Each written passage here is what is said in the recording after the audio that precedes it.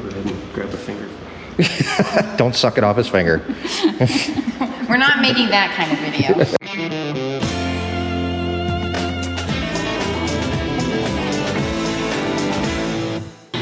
Hi, I'm Mike, and today my wife Erin and I get to do something very special. We're going to take you off the ranch. We're going to show you what a meadery is and what it does, all for a very special purpose today on Our Wyoming Life.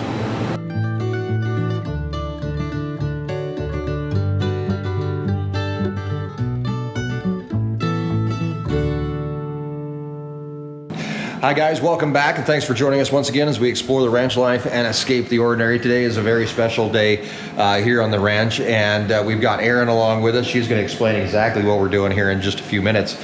But right now she is loading up microgreens from the microgreen nursery, which is what the grow room became. And you're loading up a certain type of microgreen. Yeah, there's 3 different varieties of basil that we're going to use in our mead. Awesome. We're going to talk about what the whole plan is and all that kind of good stuff on our way to town. But for right now, I'm going to help Erin get loaded up and we can get going.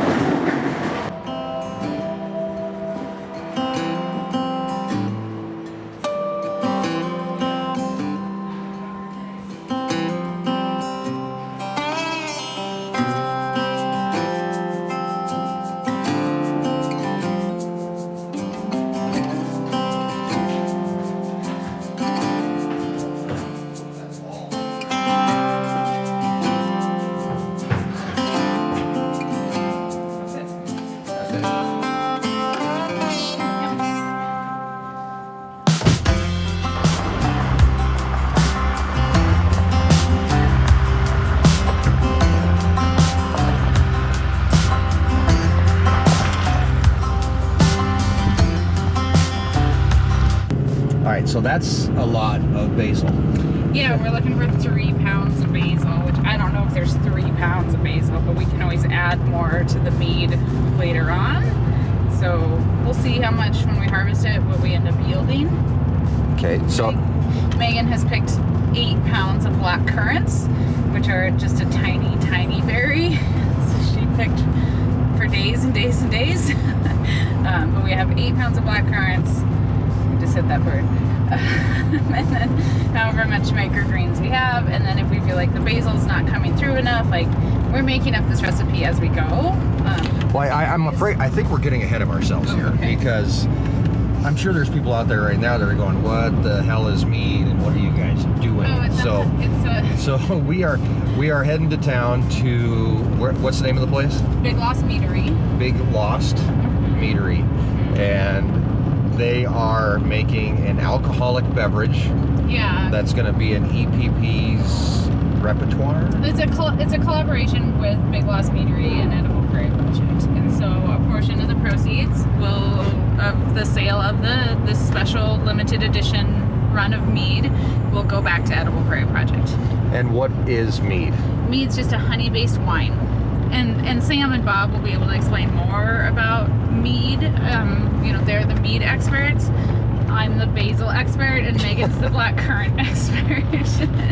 So our hope is that this is successful and that everyone enjoys it here locally. And I do believe that we're going to be able to ship it. There's certain labeling requirements and stuff. But the last time that we talked to Sam, I think we were going to go forward with the labeling process to make it a shippable product, because alcohol has even more regulations than food does, but we'll have to confirm that. And this won't be available until like the holiday season, because this has to ferment, and so it's a fermented product. And so that's what we're doing today, is we're dumping everything in the fermentation tank, and then if we that's what I was talking about earlier, if we need more basil, we'll add it at some point during the fermentation process if we feel like the basil is not coming through enough. So, yeah, sure, it's clear as mud. Clear as mud, yeah. So we're also going to get a chance to look around their facilities and their brewing facilities and what exactly mead is, how it works, and the beginning of your guys' project and your partnership with them. Yes. That's kind of our basic goal. So we're going to head into town. We've got about a 10-minute drive until we get to their place, and we will get started.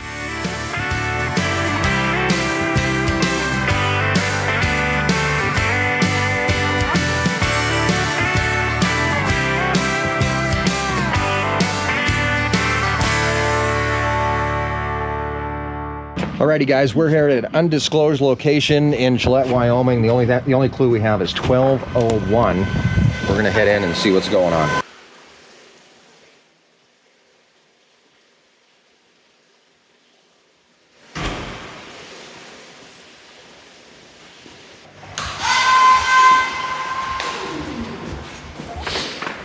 So while Erin and her partner Megan in the Edible Prairie Project get started by trimming up some basil and getting it harvested, we're gonna go find out everything we can about mead. Yeah, so mead is a fermented honey, is the basics of it. It can be made kind of like a beer, like a wine or something else, and we definitely fall into that something else category. Something else. Yep, so we do a little more wine style production techniques, but basically we're just mixing honey. We mix it with some water. As you can see, we can mix in herbs and fruits and different spices. You can caramelize the honey, burn the honey, use different honeys. Right. And then you add your yeast and you let it ferment. So what came first, beer or mead? Mead. Mead came before beer. Yep, because honey's very, it's already basically a pure sugar, so you don't have to do anything to break it down. You can literally just mix it with water, add yeast, and there you go, you've got mead. Wow. So it's a very simple process, but also a very complicated process because the fermentation can be a lot trickier than beer fermentation. So, And why is that? because the honey, because it's just basically a straight sugar, it's lacking a lot of the other nutrients and minerals that the yeast require to get a really healthy and full fermentation. So we have to supplement some of that and help the fermentation along and really monitor it closely. Is it a special kind of yeast or anything like that? We use wine yeast, champagne yeast. Okay. You can use different beer strains as well, but just all depends on the flavor and kind of style you're looking for. And most of the process starts out with something like this, or? Yep, for sure. We start with, and you'll see it in a second, but we'll open up a barrel of honey, kind of melt it down so we can work with it. And then it's just a matter of mixing it with water to the right ratio you want, basically all determined on the amount of sugar you want in it, how sweet you want the mead to end up or dry. We tend to do a lot sweeter mead, so we use a lot of honey. Were you, before you started, were you into mead or were you a beer guy? What were you? You know, I was a high school math teacher that just kind of enjoyed frequenting local brew pubs, and I got involved with this. That was kind of my first experience with mead, and through our 5-6 years we've been at it now, I do all the production for us. And this is your production facility. You guys actually have a storefront downtown in Gillette. Downtown Gillette Avenue right now, and we got our mead served there. We got a bunch of small batch stuff we serve there. We do cocktails with the meads. We also have a full service brewery there that we make our own beers as well. But yeah, this is just the mead production. So you're going to take us through basically with what the girls are doing over here. They're still over there cutting basil. They're going to be cutting it for a while. But what you're going to take us through is just the beginning steps of getting this whole process started. Yep, for sure. We'll start with just kind of a basic mead. We'll call it a must, which is just the honey and water mixture. Okay. We'll get that dialed into the sugar level we want and based on how sweet we're going to want the end product to be. And then we'll make sure that gets all mixed up. We get good readings for it, and then we'll mix it into the fermenter and add in the currants and the basil and go from there. Let it cool down and start with pitch it with the yeast in a day or so. Nice. So does being a former math teacher, does it actually help you with this? I mean, is there much math involved with actually making mead? Yeah, there's a ton of ratios and a lot of just a lot of little basic math. What I really wish I paid more attention to is chemistry. Chemistry is a big deal with, especially with fermentations and different acidity levels. And do you find yourself actually doing homework and trying to learn as you go here? Oh yeah, always on Google and online and reading books and talking to other mead makers and trying to figure out new stuff and new techniques. So awesome. Well, thank you. We're going to go back over here and check on with these guys, and we'll let you get back to work.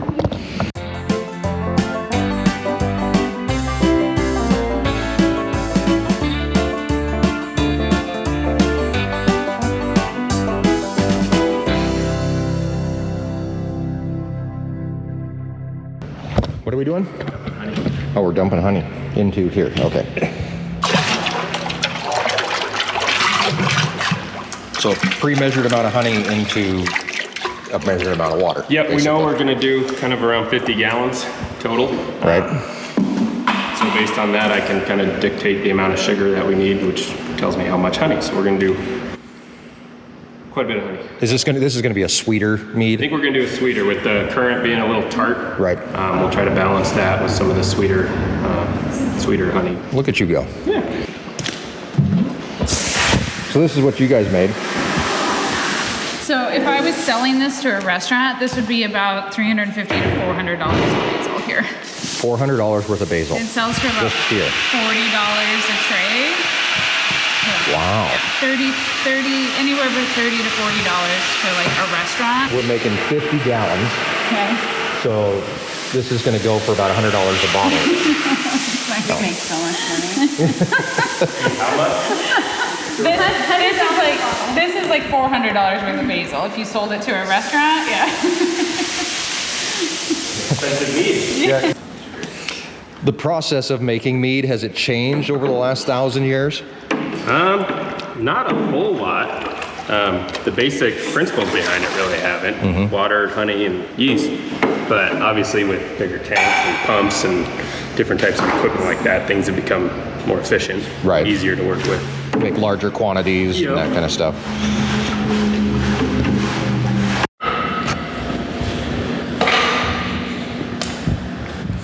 So now what are you doing? You're gonna start measuring the sugar content Gotcha. of our must there. So, way too much honey. Way too much honey, so we need more water. Need more water. How many gallons is this silver container? About 50. Oh, okay. So what we'll probably have to do is we'll get it into here and we'll probably have to add some water into that because this can hold 60. Gotcha. We want to leave about 5 gallons or so of head space so it has room to ferment. Okay. I think we're learning all kinds of stuff today. No gray area? Kind of like what we're doing since we did that teaser post. So what should we take a picture of? What are you guys doing? Discussing social media. Oh, okay. Your meat is too sweet. It's too sweet. We're dumbing it down. Do you think even with the berries it'd still be too sweet? Well, this is really, really. Oh, okay. I like sweet, but Megan doesn't drink, so. I don't know. Are you going to drink this when it's made? I'll try it, yeah. You'll try I'm it? gonna try it. She'll have like one sip and be falling over. We'll buy a bottle and it'll just stay on our shelf. Look at this little thing we did. Okay, so we got everything moved into this tank. This is the tank where it's actually fermented and created. It's basically a smaller version of one of these tanks, the bigger tanks. Yep, pretty much. It's in there. We're just gonna check that sugar level, make sure we're right there where we want to be, and then we'll add our basil and the currants. Are you guys going to get to dump it in? Should we do it? Let's do this because it needs to go in.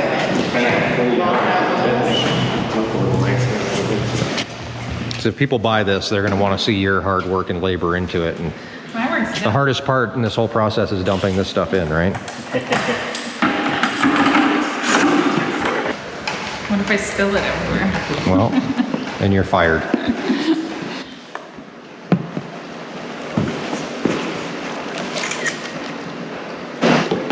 Yay. Here, I was just gonna hand. Oh, okay. All right, you can put the currants in because you did those. I did this part. Oh, it's so much basil.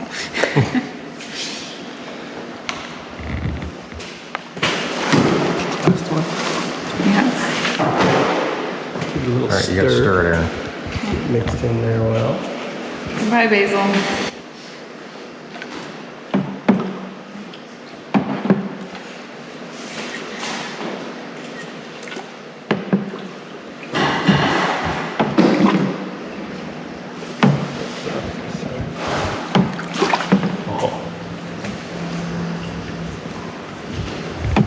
Doesn't smell bad. No? I can really smell it. Oh, yeah, you can smell it. Okay, so this will be You fun. want to just throw them into the plastic things? Yeah, can we just do that? You mind?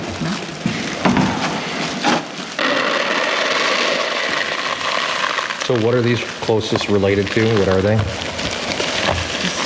black currant. They're just, I think it's in are the they like same a- family as rose. Oh, okay. I think. Don't put that up until we fact check it. We don't want fake news. No fake news. We need fact check. Alright, got one in there. I'll just get it written down what it's like. Sure.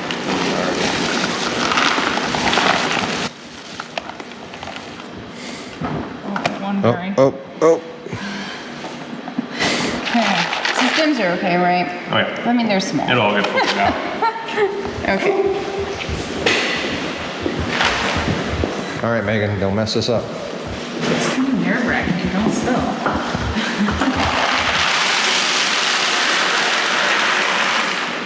All right.